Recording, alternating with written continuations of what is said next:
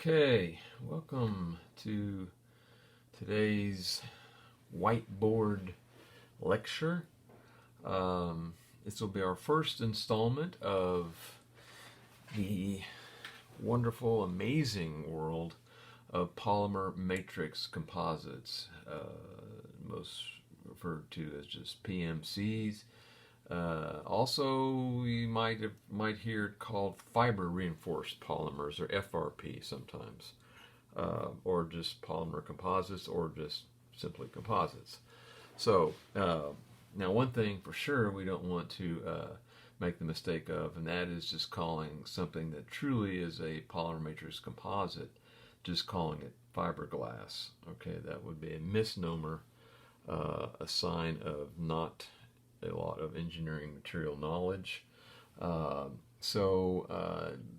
the reason being is because in the beginning, when all this started, this is a fairly new, recent technology, both from a material standpoint and from a manufacturing standpoint. In the early to mid 50s, when this was starting to develop, Owens Corning Fiberglass was one of the major companies involved in establishing this technology, of course, because they make glass fibers, and so they just decided, or obviously I don't know how it was decided or what, but when they first started doing this, especially when they started to develop the Corvette with Chevrolet, they of course was using a complete 100% fiberglass, what they were calling at the time fiberglass body. Okay, and so the people at Chevrolet, we don't know what to call this stuff and this new material, and so Owens Corning said, well, we're using fiberglass or fiberglass material, so okay, we'll just call it fiberglass. So at any rate, that's how it kind of goes, and it's been perpetuated and used, and it's the proverbial normal language associated with composites, but let's try to change everyone's mindset by calling it what it really is. It's not fiberglass, it's actually a polymer matrix composites, or simply polymer composite, or fiber reinforced polymer. Okay. All right, so now we get off the stand there. All right.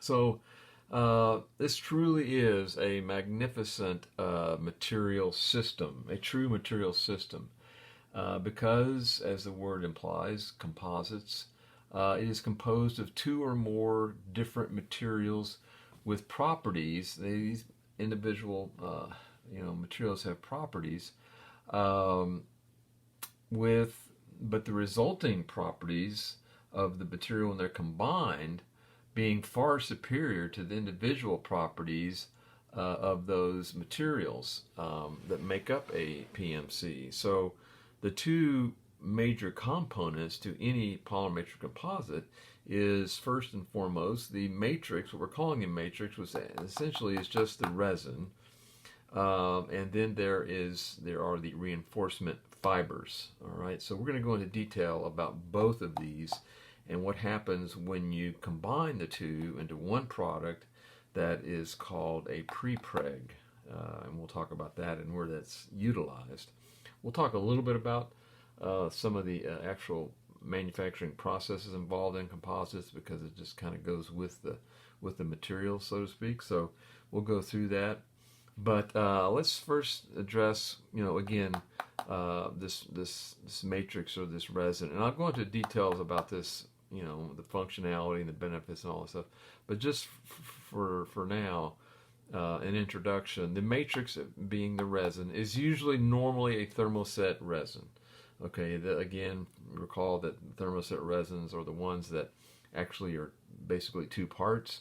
When combined together, they cross-link together and they solidify, and they'll never go back to any kind of a liquid or fluid type of material.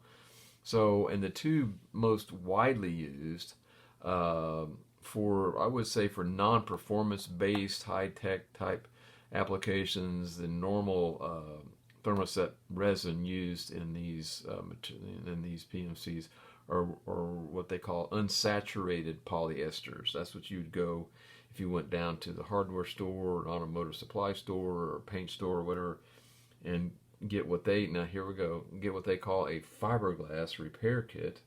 This is the resin that you would get. You would get an unsaturated polyester with a styrene monomer that is used as the initiator, or what they call the hardener, to that one, the two parts.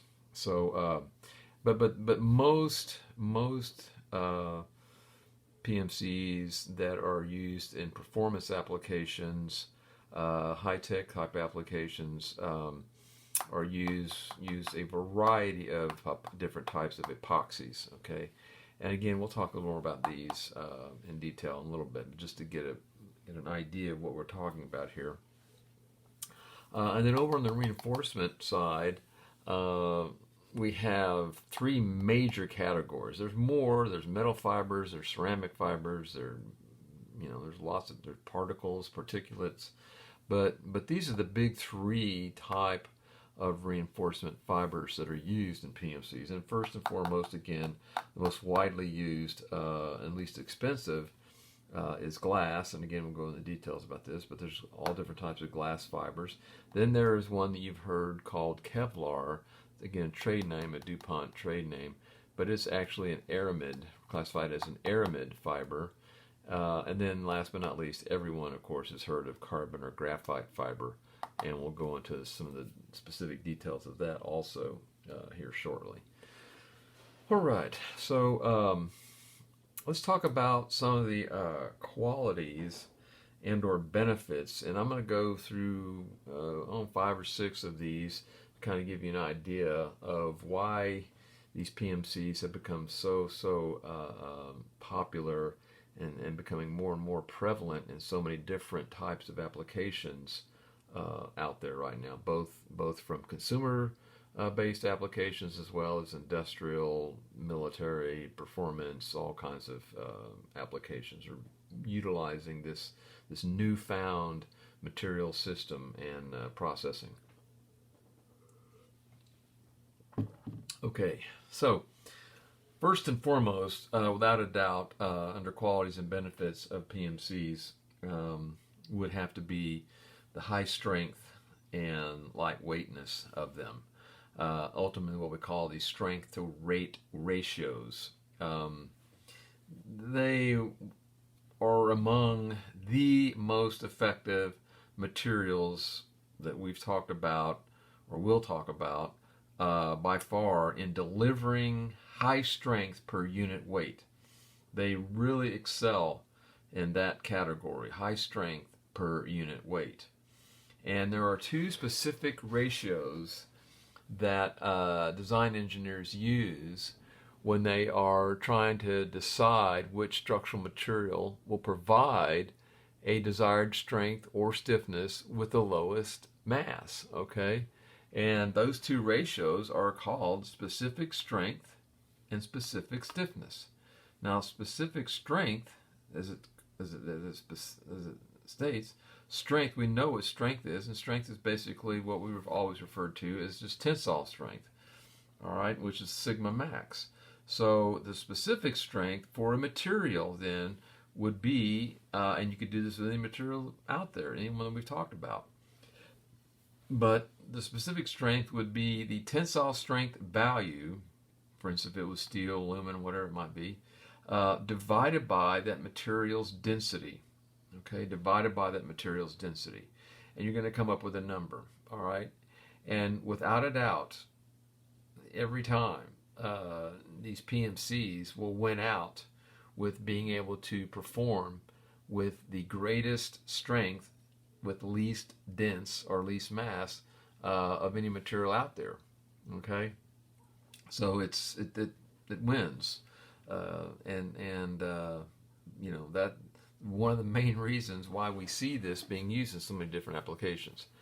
And specific stiffness, on the other hand, is very similar. We know what stiffness is about. Stiffness is about the modular elasticity, resistance to bending. Okay, and the specific stiffness ratio is simply the tensile modulus, which is basically E, the modulus elasticity, divided by the material's density. One more time, this wins out every time with PMCs. and I'm going to give you some reasons why when we get specifically to this particular reinforcement fiber we know again as carbon or carbon graphite fibers with respect to this particular ratio, the specific stiffness ratio. All right, so let's think about it for a minute. But I know you can come up with one or two or more different applications where you have seen a traditional material being replaced by some kind of a PMC component or material. And in the beginning, when all this was going on, and all the development of this technology was going on, it was pretty much involved with just very, very high-tech aerospace, military applications, stuff that the normal consumer, normal public really was unaware of what was going on. But as soon as some of that became more well known as far as the applications go, the folks in the what I consider to be like the recreational industry got word of this and saw it in application. Of course, some of the first thing that was developed was, as I said before, was the Corvette. When they saw, wow, this is a really lightweight car, really nice looking car, had good lines, curves, etc., all because of this wonderful new material. That then they started thinking, well, wow, this doesn't weigh much, but it sure has a lot of structural integrity. All right, and that's obviously one of these benefits. But and so they started using it in their kind of applications involving, I mean, you name it nowadays. Golfing, tennis, fishing, archery, every major sport you can think of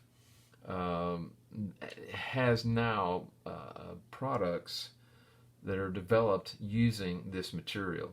Bicycles, look at bicycles and how that's changed in using PMCs. So it's just predominant, prevalent everywhere, and pervasive within society nowadays in all different industries and all different areas within our society now. And the lion's share of it is hinged upon this first benefit, which is high strength to lightweightness. All right, so that is extremely, extremely important. Okay, now one of the other benefits, I'm going to have to erase this right quick. Well, before I erase this, let me talk a little bit about this pre-preg material, and then I'll erase it and we'll go on. But one of the areas that is a fairly new application here involves combining the resin with a reinforcing fiber, because typically you have a wet resin and you apply it to a dry reinforcing fiber. Okay, and that's typically how this goes. In the very beginning, it was called a wet layup type of a manufacturing process, and that's how in the very beginning, that's how all these car bodies were done. And then later on, of course, they started using them in boat hulls, etc., and they were all done by this way. They would make a mold, some kind of a mold, like a mold for a boat hull, okay, and then they would lay across that mold. Of course, the mold would be upside down. This material, this reinforcing fiber, in a matte type of a form, and then they would just simply take this resin, which would be liquid in liquid form, and basically just paint it on that and saturate and soak that reinforcing fiber, and then just let it sit and let it do its thing with respect to the cross-linking. And there's only a certain amount of time that this resin will stay fluid, so it has to be done rapidly, quickly, and then it solidifies into rock hardness. So that was really the only way they were doing it in the very beginning. And as things progressed, they started to develop new ways to do this. When they started using more and more epoxies, they found that they could actually impregnate the epoxies into the fabric fibers themselves. So that was sort of, in essence, kind of thicken up the fiber, but yet add this resin to it, this thermoset resin to it, and effectively you have now a working piece of material that's on a large roll, which could be 4 feet wide, 10 feet wide, and maybe 50 feet long or 100 feet long, something like that. And then you would just take it and wrap that around whatever you're doing. You wouldn't have to get everything dry one step and then wet and then all this kind of stuff. So it really made it much more efficient by developing this new fangled material called a prepreg, which again combines the resin with the fiber in one package. Okay, now you can see some of this actually. I think I have a couple of videos. If you go back and look on my video channel, I think there are a couple of videos from my manufacturing class that addressed polymer matrix composites as well as thermoplastics for that matter. But it's more from a manufacturing standpoint. But there are some discussions in there on the videos, commercially made videos that talk a little bit about the actual material themselves. So you might go back and take a look at that. But I think there's some video little clips of some pre-preg material in there. But it's a real kind of flexible, pliable. It looks like a kind of like a piece of fine, thin piece of leather. It kind of has that kind of a texture to it and formability to it. But be it as it may, that's what a pre-preg is all about. All right, so the timer just went off. I don't want to go too far. What I'll do is I'll make up another board. We'll start another video with some more of the qualities and benefits. We'll go through something known as design flexibility, dimensional stability, dielectric strength, corrosion resistance, part consolidation. These are all basic benefits and qualities to polymer matrix composites. And we'll go through those, and then we'll get into the details of the actual materials, the matrix materials and the reinforcing materials. Okay.